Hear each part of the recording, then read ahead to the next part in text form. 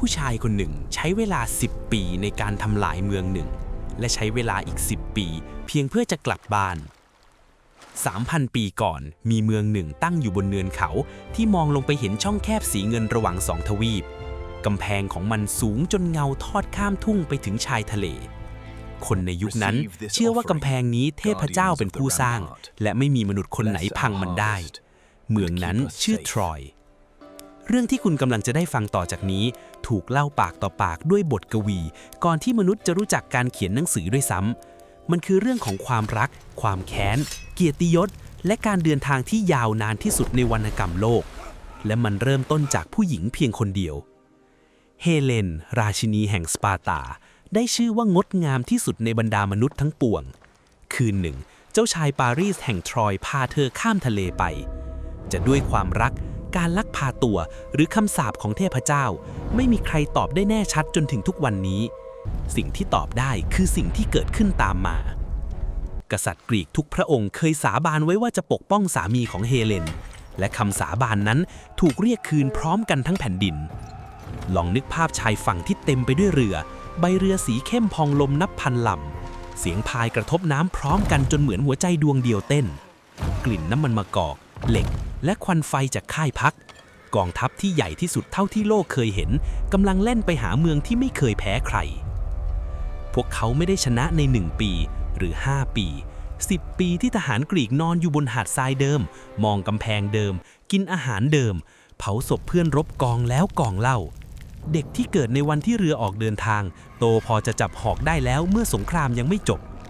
และนี่คือจุดที่มหากาพย์อีเลียดเริ่มเล่าไม่ใช่ที่จุดเริ่มสงครามแต่ที่ปีสุดท้ายเมื่อนักรบที่แข็งแกร่งที่สุดของกรีกโกรธจนถอนตัวออกจากสนามรบอะคิลิสชายผู้ที่แม้แต่เทพเจ้ายังหวั่นเกรงถูกแม่ทัพใหญ่ยึดของรางวัลไปเขาจึงนั่งอยู่ในเต็นท์ปล่อยให้กองทัพของตัวเองถูกไล่ถอยลงทะเลแต่แล้วสหายที่รักที่สุดของเขาสวมเกราะของเขาออกไปรบแทนและไม่ได้กลับมาความโศกเศร้าเปลี่ยนเป็นบางอย่างที่น่ากลัวกว่าความโกรธอะคิลิสกลับเข้าสนามรบอีกครั้งและในวันนั้นเจ้าชายเฮกเตอร์ผู้ปกป้องทรอยสามีและพ่อที่คนทั้งเมืองรักต้องยืนอยู่หน้าประตูเมืองเพียงลำพังมหากาพย์อีเลียดจบลงตรงนั้นไม่ใช่ด้วยชัยชนะแต่ด้วยพ่อชราคนหนึ่งคุกเข่าขอศพลูกชายคืนเมืองทรอยไม่ได้ล่มเพราะกำลังแต่ล่มเพราะความคิดเช้าวันหนึ่งชาวเมืองตื่นขึ้นมาพบว่าชายหาดว่างเปล่าเรือหายไปหมดเหลือเพียงม้าไม้ขนาดมหึมายืนอยู่กลางทุ่งพวกเขาลากมันเข้าเมืองด้วยเสียงหัวเราะดื่มฉลองชัยชนะกันทั้งคืนลองจินตนาการถึงเสียงนั้นเสียงเพลงเสียงแก้วเสียงเด็กวิ่งเล่นบนถนนที่ปลอดภัยเป็นครั้งแรกในรอบ10 ปีแล้วในความมืดประตูไม้ก็เปิดออกจากด้านในคืนนั้นทรอยถูกเผาจนราบคาบเปลวไฟสูงจนเรือกรีกที่แอบซ่อนอยู่หลังเกาะมองเห็นได้จากกลางทะเลเมืองที่เทพเจ้าสร้างกำแพงให้กลายเป็นเท่าฐานภายในคืนเดียวและชายผู้คิดแผนม้าไม้ขึ้นมากำลังจะได้รับบทลงโทษที่ยาวนานที่สุดในบรรดาผู้ชนะทั้งหมดโอดิสซิอุสกษัตริย์โครงเกาะเล็กๆชื่ออิทากาออกเดินทางกลับบ้านพร้อมลูกเรือระยะทางที่ควรใช้เวลาไม่กี่สัปดาห์เขาใช้เวลา10 ปีทะเลพาเข้าไปพบยักษ์ตาเดียวที่ขังเขาไว้ในถ้ำพาไปพบแม่มดที่เปลี่ยนคนเป็นสุกรพาไปเสียงร้องของไซเรนที่หวานจนลูกเรือต้องมัดตัวเขาไว้กับเสากระโดงไม้เขาลงไปถึงดินแดนแห่งความตายเพื่อถามทางและเห็นวิญญาณของสหายเก่าที่ตายที่ทรอยทีละคนลูกเรือของเขาหายไปกับคลื่นจนวันเดียวเหลือเพียงเขาคนเดียวเกาะติดแผ่นไม้กลางมหาสมุทรที่ไม่มีขอบเขต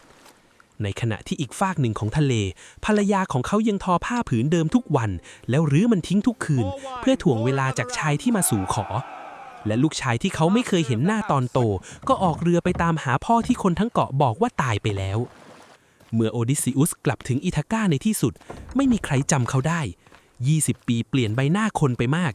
มีแต่สุนัขตัวแก่ตัวหนึ่งที่นอนรออยู่ริมกองขยะยกหัวขึ้นมองเขากระดิกหางครั้งสุดท้ายแล้วก็สิ้นใจนี่คือเหตุผลที่เรายังเล่าเรื่องนี้อยู่หลังผ่านไป 3,000 ปีไม่ใช่เพราะสงครามไม่ใช่เพราะเทพเจ้าแต่เพราะมันพูดถึงสิ่งที่มนุษย์ทุกยุคเข้าใจว่าการเดินทางที่ยากที่สุดไม่ใช่การไปถึงที่ไหนสักแห่งแต่คือการกลับบ้านเมืองทรอยเคยถูกเชื่อว่าเป็นแค่นิทานจนกระทั่งมีคนค้นพบซากกำแพงที่เผาจริงๆในตุรกีเมื่อ100 กว่าปีก่อนบางทีเรื่องเล่าเก่าแก่ที่สุดของเราอาจไม่ได้แต่งขึ้นทั้งหมด ถ้าคุณอยากให้เราพาไปยืนอยู่ในอดีตแบบนี้อีกกดติดตามช่องไว้แล้วบอกเรามาในคอมเมนต์ว่าอยากให้เราปลุกเมืองไหนหรือตำนานไหนขึ้นมาใหม่เป็นเรื่องต่อไป